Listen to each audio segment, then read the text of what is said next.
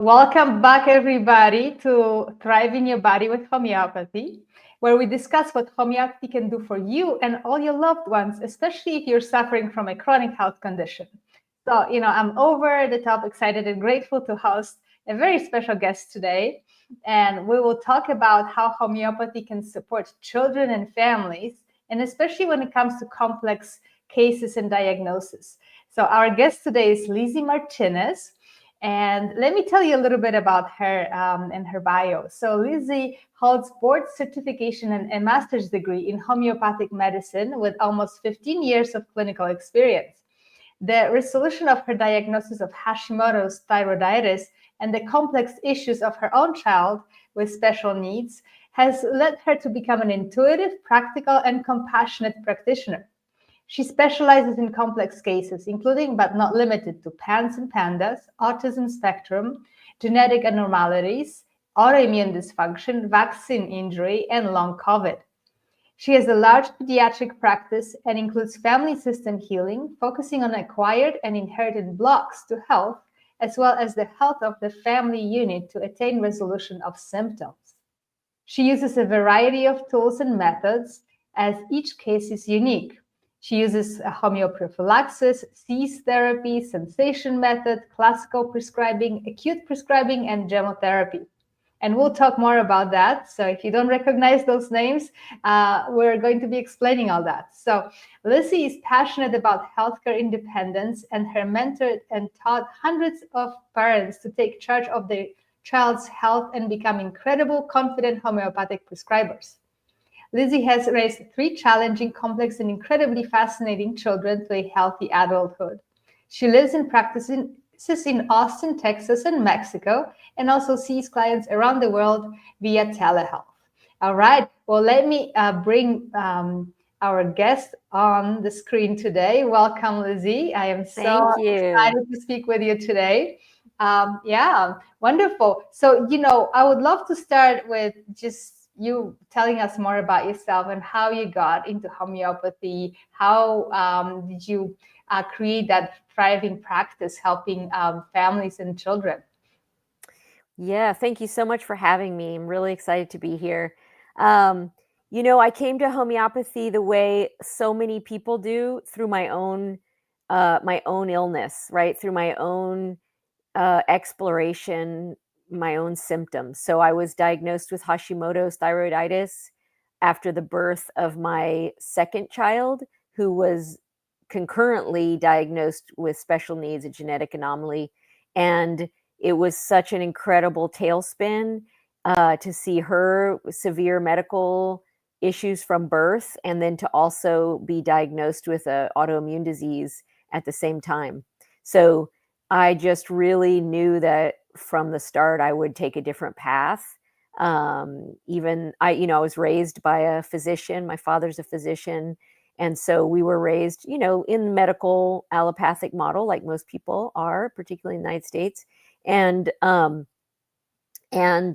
I was told that I was going to take a medication for the rest of my life for Hashimoto's, and that there was really no cure, and that I would eventually lose my thyroid. And I really just did not accept that as a fact. And so I went off in search of other answers. And I knew there was a lot of emotional stuff going on, right? I knew that this traumatic event had occurred. And I also knew that there was, inherited factors in my family that I could see in my family, and all these emotional components. So I really just went in search of other answers. And that's how I found homeopathy. And I really haven't looked back since. I switched careers. I came from a creative background. So many people also, we all come from different backgrounds in homeopathy. It's so interesting. And then we cross some sort of threshold where we decide to change tracks, because I think once you step into homeopathy, it's really hard to go back. Beautiful. Yes. And you also helped your own children. Right? Yes, I did. Mm-hmm. I did. So, the question I have, because you are focusing on complex diagnoses in pediatric cases, PANS, PANDAS, autism spectrum, and others. The first question I really would like to ask is, why are those complex diagnoses so prevalent these days in children? What is going on? That's such a great question. And it's one that we are always seeking to answer in so many ways. And we do that by, looking now collaboratively at cases. I worked for almost 15 years alone, pretty much in my private practice. And then I stepped forward and joined Hive Homeopathy Hive, and School of Intuitive Homeopathy, and I started to collaborate more. And that collaborative practice and approach has been so rich for me, and it really helps us answer and look at these really big questions. Why are these things happening to our children? What is going on, right? So I would say that my 3 children are in their 20s. At that point, when my kiddos were little in preschool, we were already seeing PANS back then, but we just did not know what it was at all. It's really been the last 5 years that PANS and PANDAS as a diagnosis, and PANS and PANDAS stands for pediatric acute onset neuropsychiatric syndrome. It's a diagnosis that's characterized by a constellation of different symptoms, from OCD to motor tics to anxiety, to it can go as extreme as hallucinations, hearing voices, but you also might experience it in small children as very, very challenging behaviors, right? Raging, tantrums, very defiant, demand avoidant. And so I would say my children had many of those qualities when they were very small. And I just thought, wow, these are really challenging kids. I had no idea.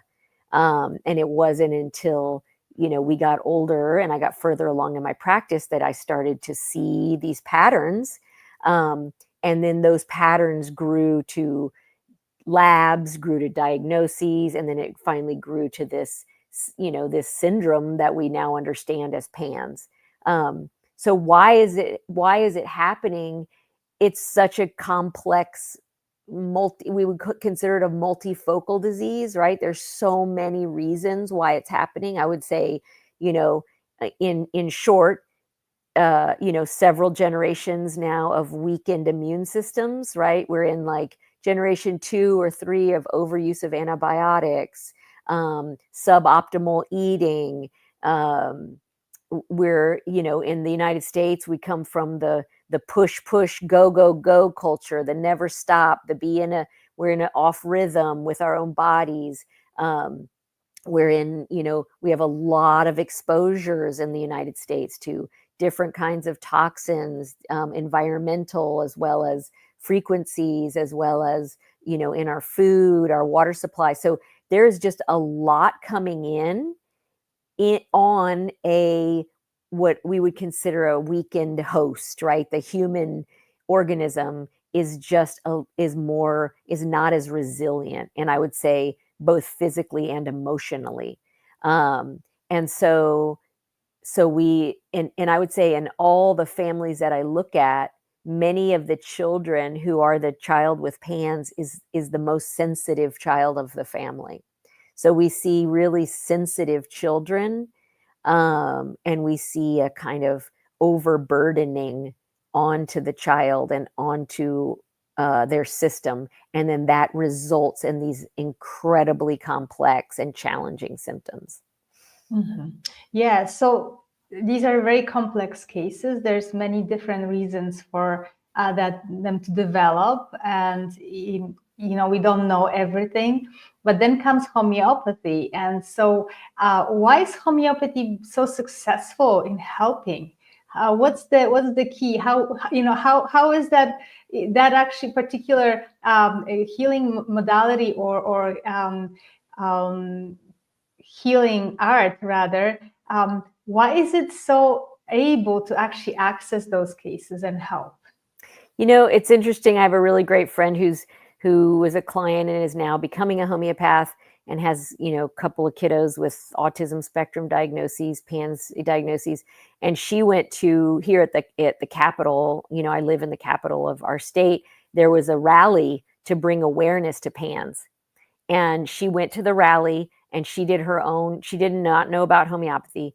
she went and she did her own poll of all the parents that were there. And she asked every single parent present, because it was for parents, right? Because parents were advocating. There's a lot of legal stuff that goes on when some of these kids get really severe. They might get hospitalized, institutionalized. So there's parents advocating for the rights of their child. It's a very big issue.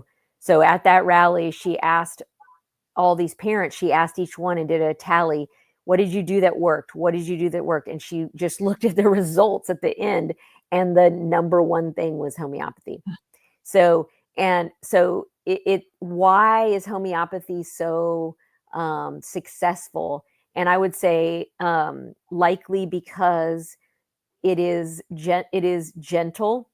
It's one of the only systems that is encouraging the immune system to resolve things on its own.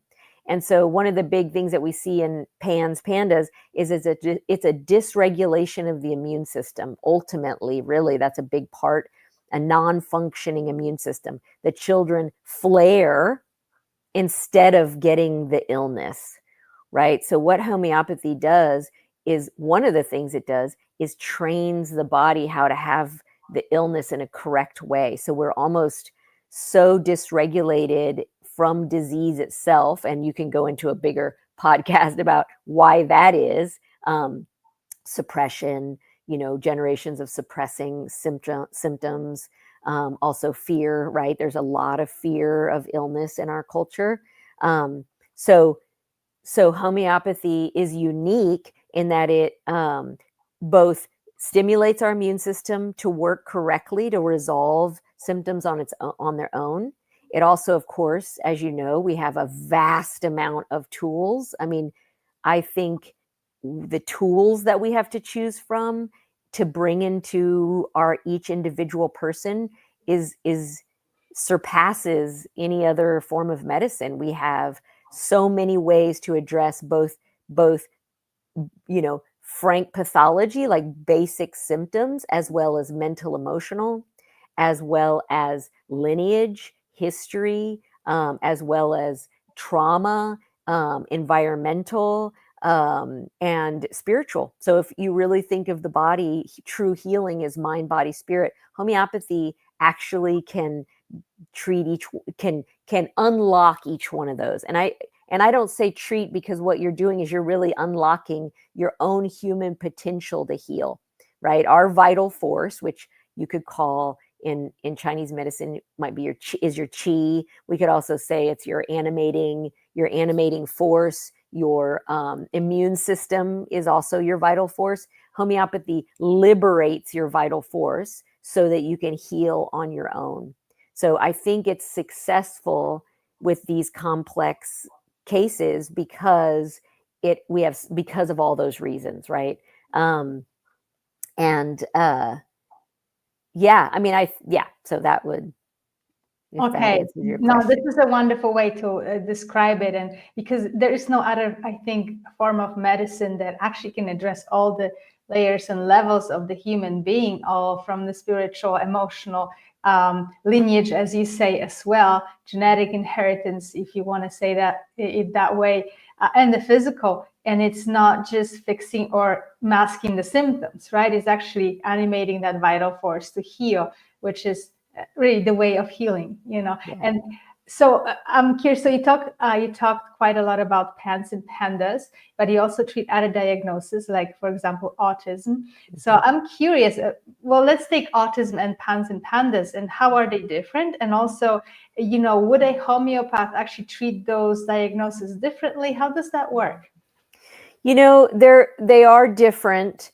We consider them both multifocal. We consider them both forms of autoimmune encephalitis. So we see some similar, and we have kiddos who are on the autism spectrum who also have PANS. And then we have kids who are PANDAS diagnosis who are not on the autism spectrum, right? So they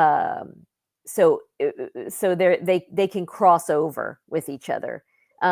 They sometimes have different approaches, a lot of similarities. So the way I might approach a case was I'm always looking at the individual person as an organism to be both shored up, right? I bring up their kind of base system of stability in their body. And then once I get them kind of to where they seem a little bit more, they seem more stable. And I'm looking at things in my clients, I'm looking at things like, has this child had a fever recently? Right. So if we just use fever as an example, I have many clients come in and the parent cannot remember the last time the child had a fever. And we would say that fevers are incredibly important to our immune system and our development. So our culture has a big fear of fevers, and it goes along with our fear of illness, right? So if fear is the driving motivation of your culture, you're going to prescribe things that stop fearful things from happening, right? So we're going to suppress fevers. We're going to overuse antibiotics because we're so afraid of the disease itself, because that's just the way we've all been raised, right? That's our culture.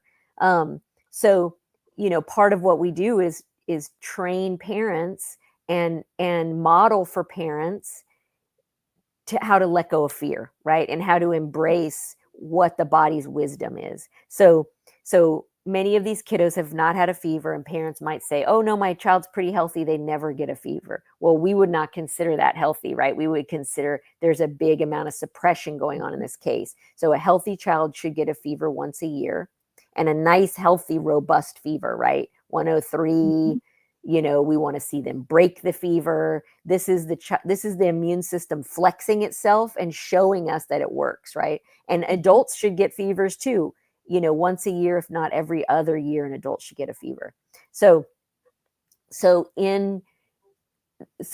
when I'm looking at these cases, I'm looking at how robust is the immune system? What's happening? Do they have too many fevers? Some of the kids have too many fevers, right? And then some have none. So we're modulating the immune system with homeopathy. We're kind of building up, we're looking at the susceptibilities that brought the illness in the first place. And then we might also be looking at top line remedies that are addressing things that are going on that aren't the child, that I can see, oh, this is not the child. This is a PANDAS symptom, like raging, for example. Oppositional stuff. This is very PANDAS, OCD, too much hand washing, and then I look at who is this child as an individual. So then I'm also looking at the constitution of the child. Who is this individual child? And sometimes if I can't connect with that, find that individual child, I'm going to also look through the mother as like a portal to understand the child. So in my nonverbal kiddos, like say my kiddos that I treat who are on the spectrum, who are nonverbal, where we are observing quite a bit. I'm treating quite a bit through the parents, through the mother in particular. I always encourage that the mothers are, at least one parent is taking remedies along with the child and doing their own inner work, deep dive to understand themselves, because that healing helps the child. And this is kind of what you and I were talking about, where we were going as a family system. I do have to mention that one of the biggest shifts that is happening right now, and I've been treating, nonverbal kiddos for such a long time. And you're probably familiar with the podcast, the telepathy tapes, and what we learned about from that. It's a very insightful podcast, and I recommend it to anyone who has a nonverbal child, who works with nonverbal kiddos. It's very helpful. That podcast really has shifted how it's been so helpful to shift how I look at cases, and how I understand, because I think, I'm a parent of a child with special needs, with an intellectual disability, and many of us thought, do kiddos on the spectrum also have an intellectual disability? And now we actually know that no, they don't, right? They're just, so what I look at is, how can I assist this person in having more neurological motor control so that they can be more peaceful in their body, right? So this is how I kind of look at a lot of my spectrum cases. You were asking what's the difference and how do I look at them in terms of differentiating cases. And we know that in my nonverbal kiddos with on the spectrum, there's a lot of difficulty with neurological motor control. So I really look at that and how I can help them integrate, gain more motor control function, and then also by doing that, they're accessing more speech, they're accessing more awareness, less sensitivity. They're very, very sensitive, right? So we want more resilience, so they're less sensitive to the environment because we have to exist in this world, right? Yes, yes, wonderful. And so, you talk about how homeopathy has many tools and and you were using a lot of different tools and a lot of different approaches in homeopathy that also we mentioned in your bio. So can you tell us more about why you employ various methods, and how do you choose what are those various methods actually? What do they mean? Is it always that we're giving medicine, or do we do other things as well? So just so that our viewers have sort of an understanding of how does it even look like when I see a homeopath and they're going to be using all those different tools, but what does it really mean? Yeah, great question. So I kind of envision myself, do you know what a quiver is? A quiver is where you hold your arrows. If you had a bow and arrow, and your quiver is where you hold all your arrows on your back. And I imagine that in my pursuit of health, I hold the long vision of health for my clients. And the more arrows I have in my quiver, the more tools I have. And arrows would be processes, methodologies, protocol. There's all the different ways that homeopathy can be applied are all these different arrows in the back, right? And these are also other modalities like gemotherapy, herbs, nutritional supplements, somatic awareness, manual therapy, neurodevelopmental movement, right? These are all different arrows. And so I come with this very complex, and I'm always gathering another arrow, right? I'm always looking, wow, how does this work? This is interesting. Okay, I'm going to weave this into my tapestry of understanding. So a client might come, and what it would look like is we're going to look at, there is no illness that exists without, just like you said when we first got on, in a vacuum. There is no way for a child to have a diagnosis within a family system and not be connected to that family system. So when I approach a case, I'm going to bring forward all of my tools. So maybe a tool like you mentioned, cease therapy. Cease is a method that we were taught where we dose a substance. So say you knew that your child was never well since they were exposed to a pathogen, in a freshly sprayed or chemical home, and you notice that after that, wow, I have never been the same since, or my child has never been the same since. So we consider that, never well since. That's something in homeopathy that we look at, and we might use a cease method to clear that substance from that individual, right? And we do that by giving the actual substance back to the person in the homeopathic form. And people think that sounds crazy. Why would I take that substance? But you're not. You're taking the energy of the substance that left an imprint on you that never that you're not free from. Mm-hmm. So cease is a method, right? Homeoprophylaxis is an approach where we use a nosode, which is a potentized disease substance, to train the immune system to give immunological education to an immune system by introducing the homeopathic version of a pathogen to create and stimulate an immune response that's the healthy response to a pathogen, right? So we're training the immune system. So I do a lot of homeoprophylaxis, and I particularly use it with my PANDAS kiddos later on in later on, once I've gotten them stable, once they're evened out, I'll use it to train their immune system long term, so that their immune system is long term more resilient to pathogens, right? And more educated. They're responding the correct way to a pathogen. They're not flaring. They're responding the correct way.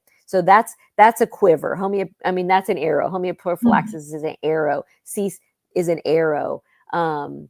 Sensation method is a way that we do a deep dive with our clients, where we look at and we try to understand and find an energetic pattern that's unconscious in our clients. That's an arrow that I use. It's a very, very, very potent one as well, I have to say. I've been doing the sensation method for 15 years and I love it. I never get tired. I never get tired of homeopathy in general, because it's, we're always learning.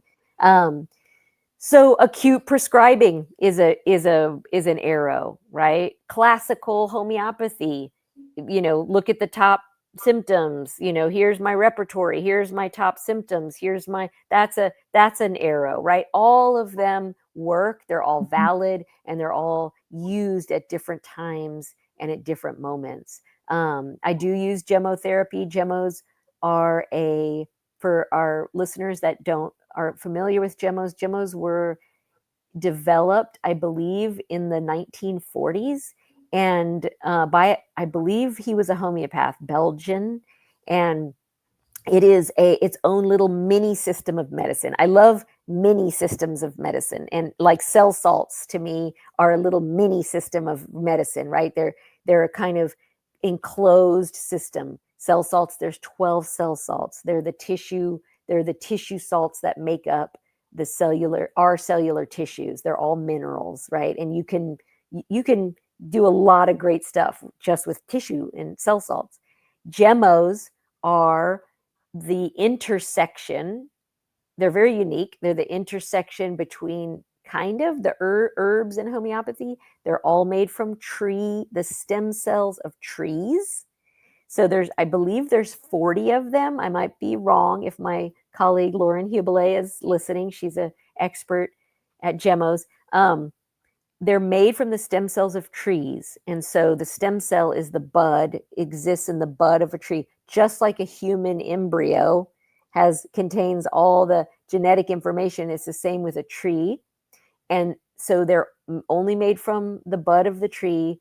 They're macerated and they're potentized to a 1x, which is our lowest homeopathic potentization.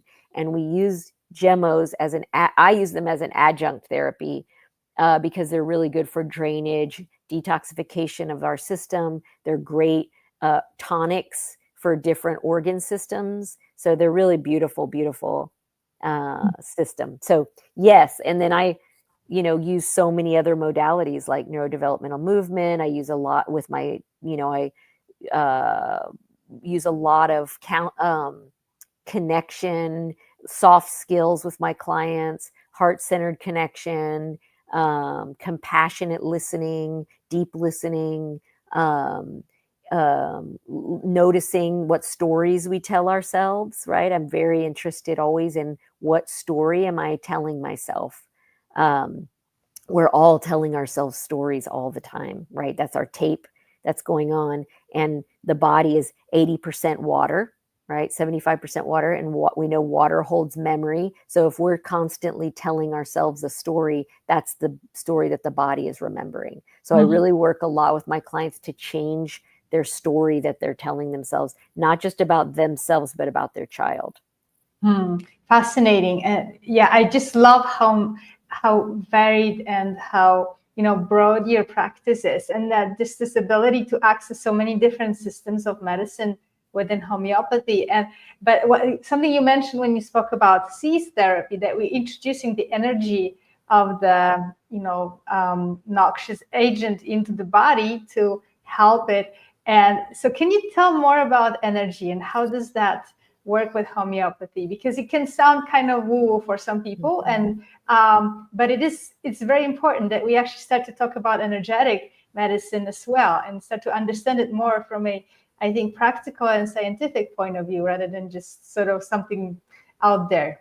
Yeah. I mean, I think we're living in such incredible times right now, because we're finally, as humans, starting to grasp the quantum world that, Einstein wrote about in the early 1900s. It took us this many century and more to finally start to, as humans, be able to conceptualize the quantum world that we live in, right? So we know that everything is energy. There is nothing anywhere that is not energy. Matter, everything is energy. So homeopathy is energy medicine. It is we're energy. So when we use a medicine that works by energetically, because we know, as with homeopathy, the little pellets, there's nothing in them, quote unquote, right?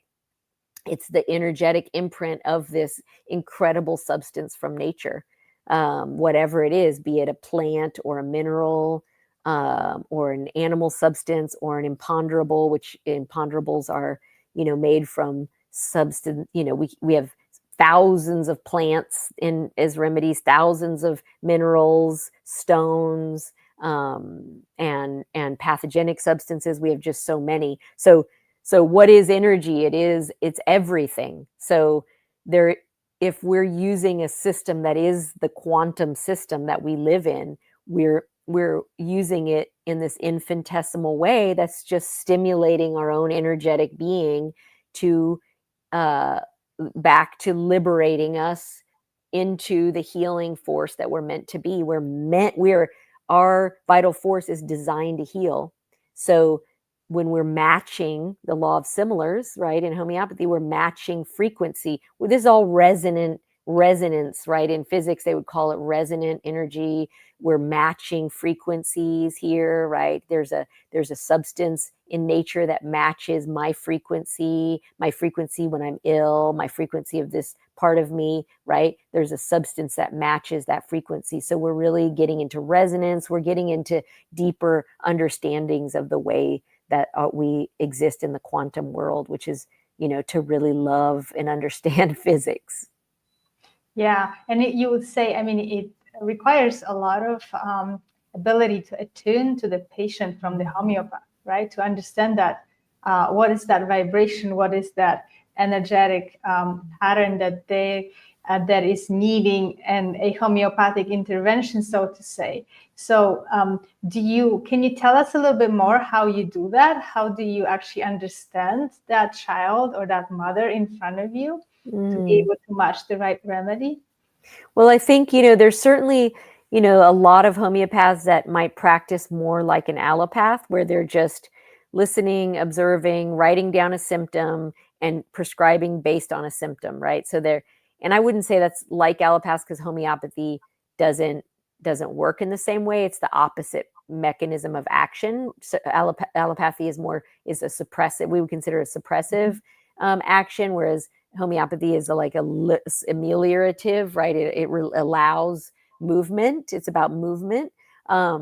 So you can be a homeopath that practices in a very, what I would consider a more basic approach, where you're just looking, asking questions, prescribe, come back, see me in 6 weeks, one medicine. That's one way that many people, prescribe that way. And that's certainly kind of bifurcated our community. And we've gone in different ways, where people who, like more like myself, my colleagues, that we prescribe with so many tools that we access.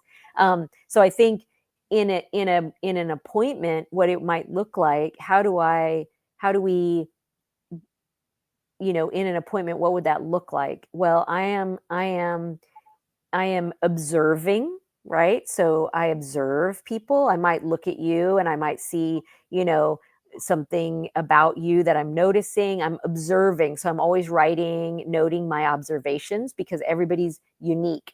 I'm always looking for what's unique about this person. everybody's unique, right? So I'm always, and as homeopaths, we look for what's unique, but what's the same, what's the pattern, but what's different. So we do a lot of pattern recognition.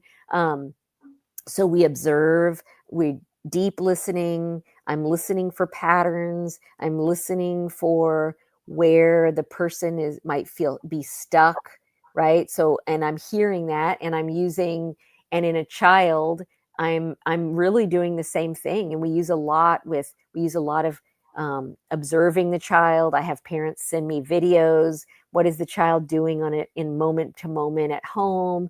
I look at drawings that children make. Drawings are great access to the unconscious. Of course, we're very interested in dreams as homeopaths. Dreams, delusions, these are all entry points to understand our clients differently. And then we're also looking on a really superficial level, which might be, wow, you have a rash. Okay, I see a rash, but I'm also hearing, and then I'm also really listening to what's in the family history. We ask a lot about pregnancy. How was the pregnancy, birth? Pregnancy and birth to us are very, very important. Many things go back to the pregnancy and the birth. We ask about the family lineage. We're looking at patterns in the family. And we're really looking at it. Many of us, most of us, are carrying things from our lineage that aren't ours, that we don't even know where they came from. We're just unconsciously carrying a pattern that isn't ours. So we really are interested in that, and I ask deep questions about the family. Okay, so it's a very in-depth understanding of the person in front of you.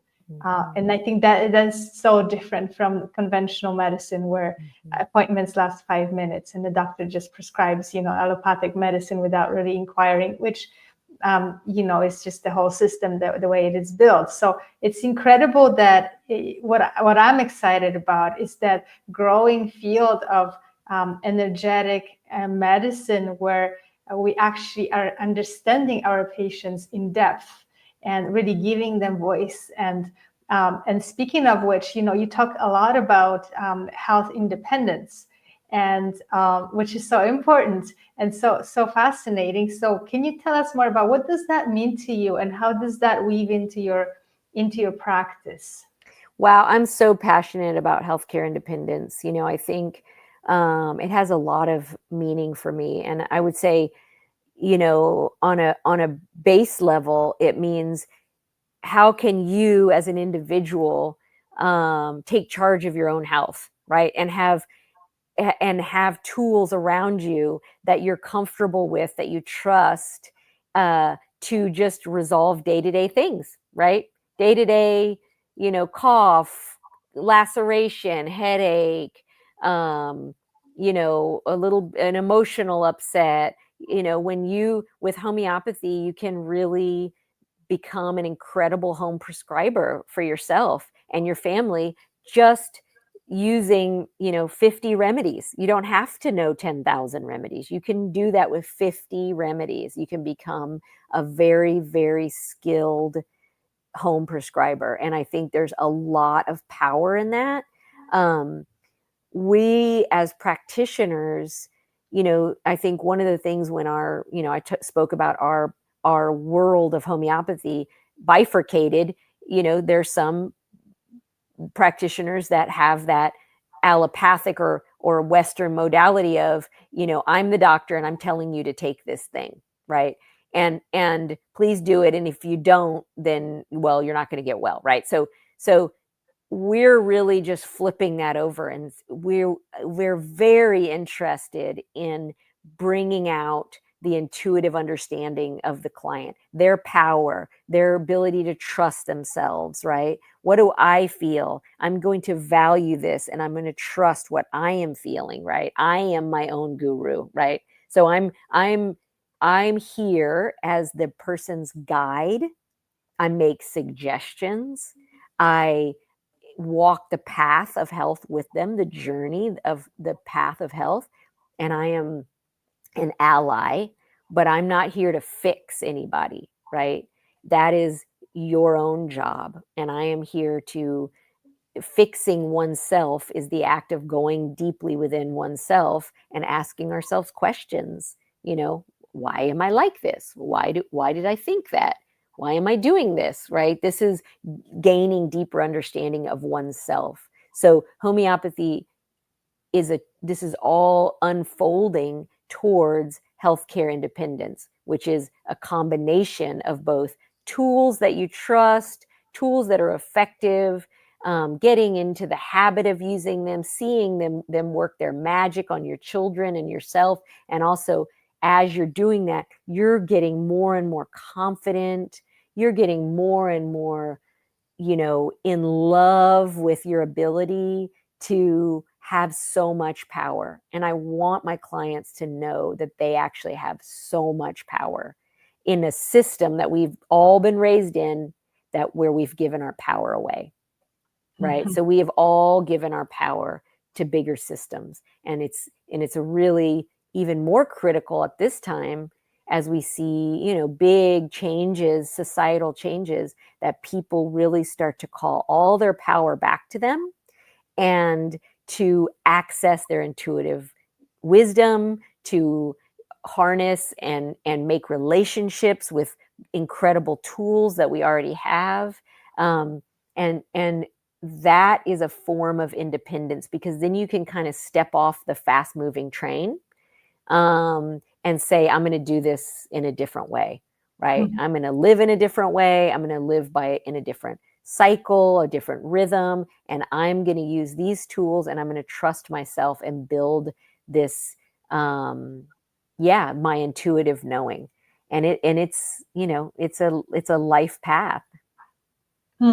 Yes, beautiful. Thank you so much for these words. I think it's so important that we just repeat and remember that we're in charge. We are actually sovereign, and we're in charge of our health, and nobody's coming in to fix us. And but then we have allies like Lizzie and like so many other health practitioners that can help us navigate and sort of, I think, find that ground and from which to take off. And but one thing that I wanted to speak about, and I know there's so many things we could discuss today. It's just a very deep subject, but I think that the health independence also connects to the family system, and how important it is to treat the entire family, not just the child in front of you. Can you tell us a little bit, just a little bit about how you approach that, and why is that so important that we, that you look at the entire family system? Yeah, that's such a great question. I would just say everything that I do in my practice, I do from my own personal experience, right? I have 3 children. I'm one of 5 children. We're all existing in complex family systems, whether you're an only child or you have one child, we're coming from complex systems. And so when I treat a child in a family, I'm always treating the whole family. I'm encouraging the whole family to take homeopathy. I'm encouraging the whole family to do their own deep dive, to look inside themselves, right? And I do a type of coaching that can be called, we call it nurtured heart. It's an approach to speaking and relating to children that's based on energy. It's like energy work with children, the way that we speak to them, the way that we give our energy. How am I giving my energy here? Why am I giving so much energy to these negative behaviors? How do I focus on what this child is doing right? What's positive here? What's happening? So how am I using my energy as a parent towards my children or my child? So this is a kind of behavioral and energetics of parenting. So I'm very interested in that, because in most families with PANDAS, there's different forces at play, right? One parent is parenting one way, one parent is doing this. There might be opposition between the parents. There might be children vying for attention, right? So there's lots of dynamics in the family. And to start to bring harmony and then the child with with the diagnosis is taking a lot of the family's attention, right there. And so we see a lot of so many dynamics in the family.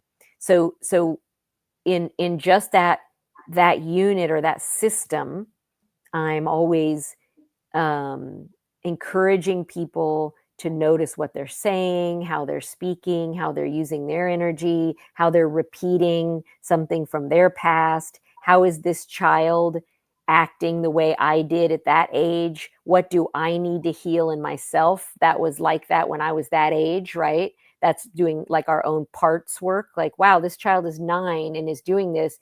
I remember I did that when I was 9 too. Wait a second, where is this coming from, right? So we're going deep, and we're asking ourselves, this did not come from nowhere. What is going on with this child, right? So that's one aspect. That's the unit. And then we even look bigger on the quantum. So pull back and look bigger. And I've just really gotten into and started to love family constellations. And family constellations are and I'm not an expert in constellations myself. I am collaborating with people who are facilitators of family constellations.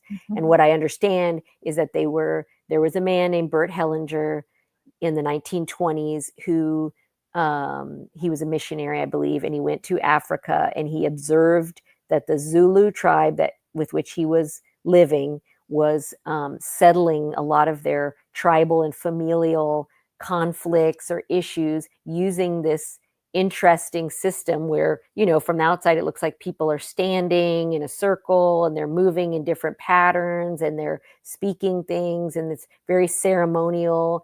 And so he observed and he learned it, and he came back to the West, and he became a psychologist, and he termed it family constellation.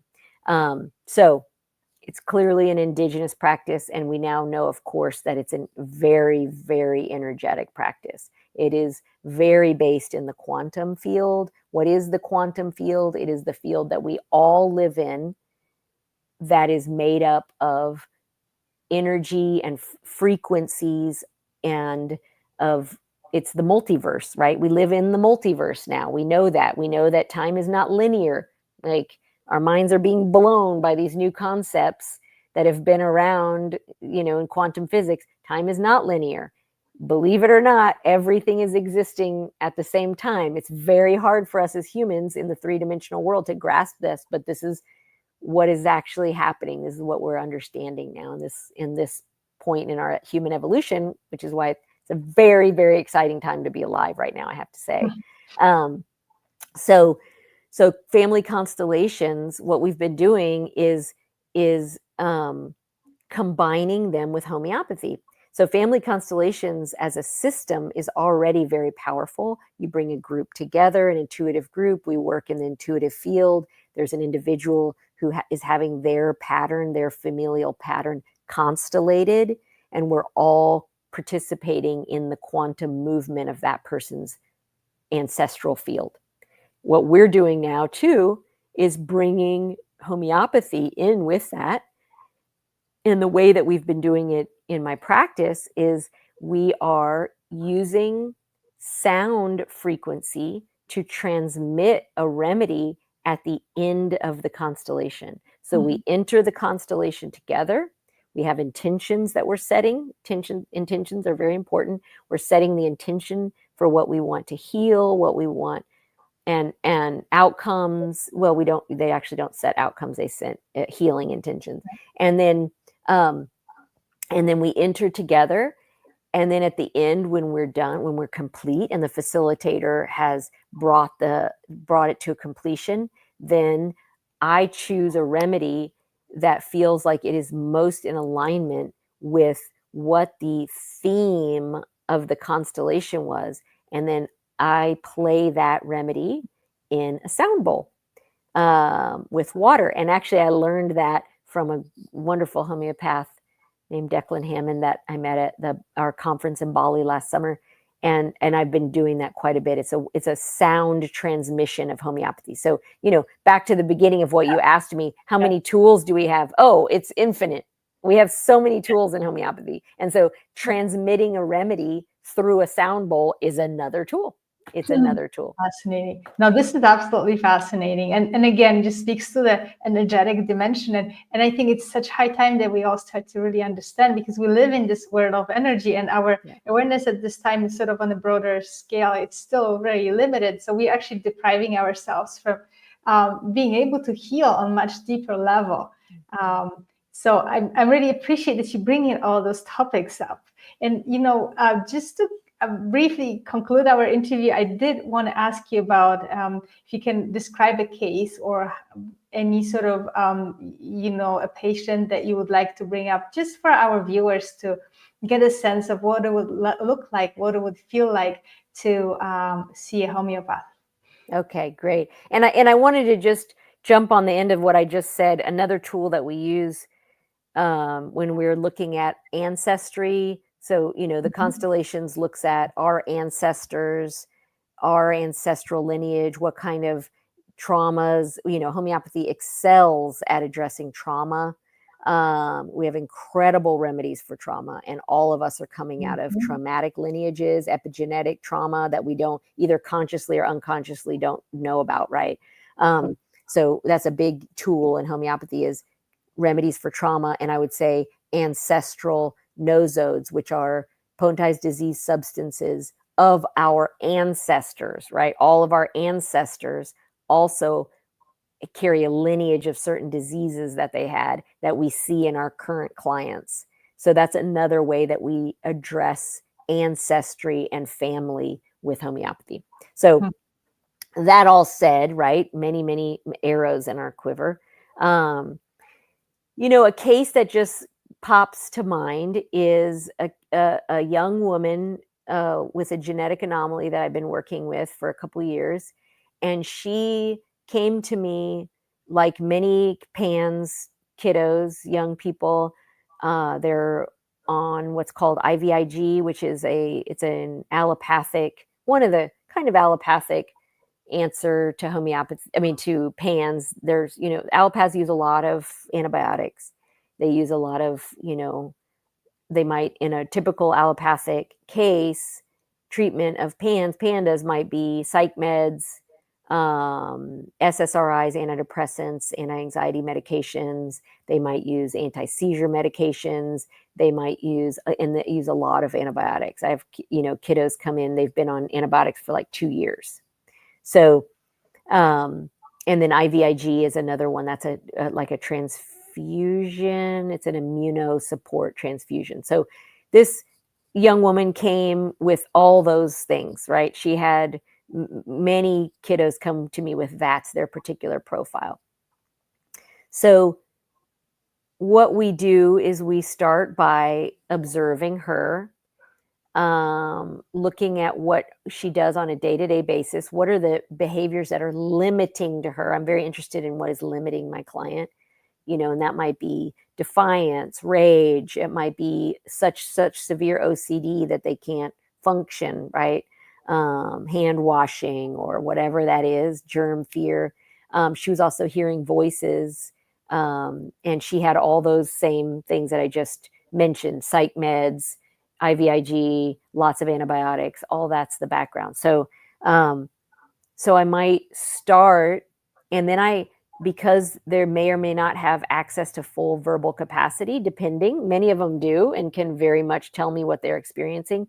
Many of them, I'm also going to talk to the parents, and the parents are great. They tell me, what do I observe of my child on a day-to-day basis? And I'll ask questions like, they say, oh, she's, they're just washing their hands all the time. Okay, how long is that? That's like, they wash their hands for an hour. Okay, so we write down an hour hand wash. What are we doing on a day-to-day basis? We might have 2 tantrums that last 30 minutes. We might take, wash our hands for an hour. So I do really clear baselines of limiting behaviors. And I do that because that's how we are in agreement that this case is resolving, because we're always going to check back on the baseline. I also then I observe, I might look at videos, or I talk to them on the screen or in my office. And then I hear about their whole health history, right? the mom's pregnancy, the birth, what was their infancy like, what were their illnesses like as children, what acquired traumas. So we're looking at acquired miasms. What did they acquire in this lifetime? That would be trauma, illnesses that were unresolved, injuries, exposures, that's acquired, and then what's inherited, right?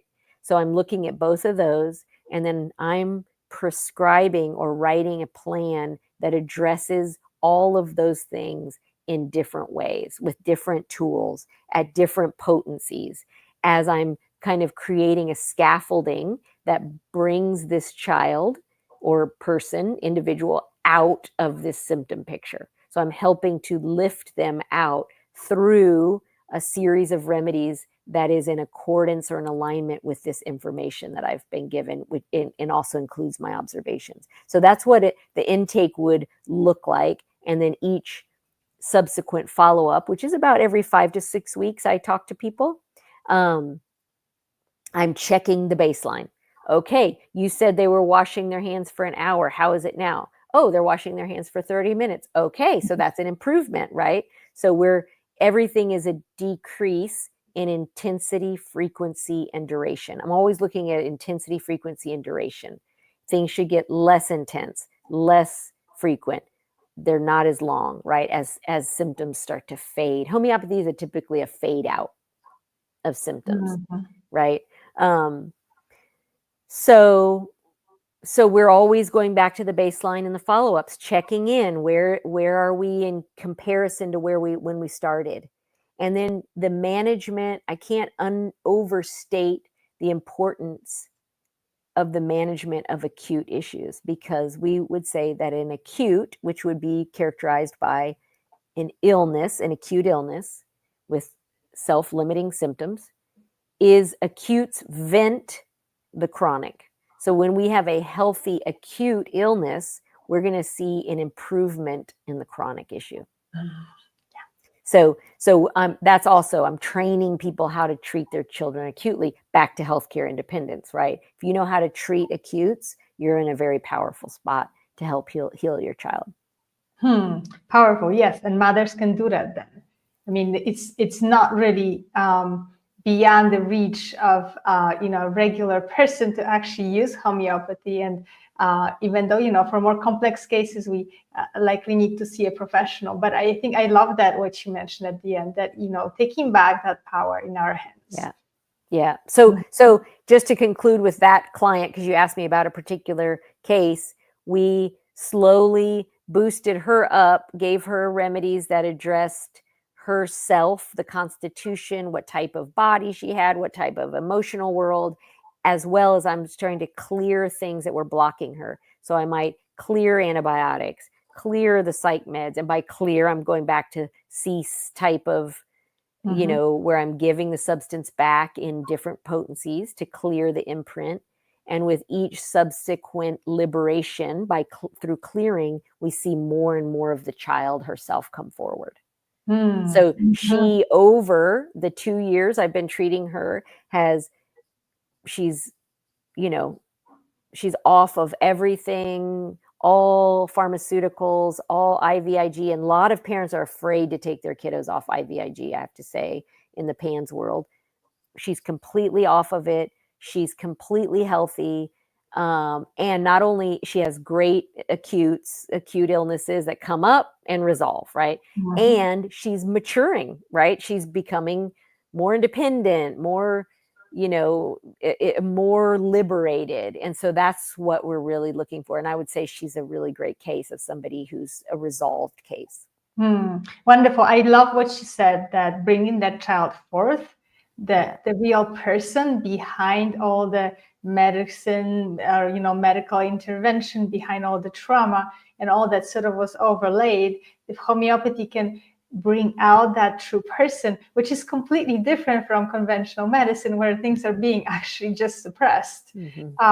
So I think this is a wonderful way to sort of conclude this interview, to remember that homeopathy is about bringing the real you from behind all those overlays. So I love that image that you presented. Well, thank you, Lizzie. Yeah. What You're would so you like? welcome. Yes. What is there something they would like to tell our audience? To leave us with as we go on. I think just that really, know thyself, go on your quest, trust yourself, trust that there's another way to do things than we've been told. Let go of your fear, let go of the shore. If you've been holding on to the shore because you're afraid, let go and enter this incredible world that's out there for us to access. And homeopathy is a beautiful, beautiful system of medicine that reconnects us to ourselves and to nature. Beautiful. Well, it was so inspirational. Thank you so much. I've gotten so much inspiration from your words and so much hope, that we are actually living in those really very interesting, fascinating times where true healing and true energetic medicine is actually coming forth to help us be who we really are. And instead of struggling and striving for, suppressing the disease and being in fear. So I really want to thank you for that, especially, and for all the information that you brought. I think that the families and mothers who are listening are going to get a lot. And I definitely encourage everybody to reach out. Is there a best way to reach out to you or to any of your organizations, Lizzie? My website is the best way to reach me. Yeah, LizzieMartinez.com. That's my website. LizzieMartinez.com. I'm going to just share it right now. Okay. So in the chat. Wonderful. Well, thank you so much again. I really appreciate you coming. Thank you, Monica. I appreciate sharing the time. Yes, thank you. Bye-bye. Bye-bye.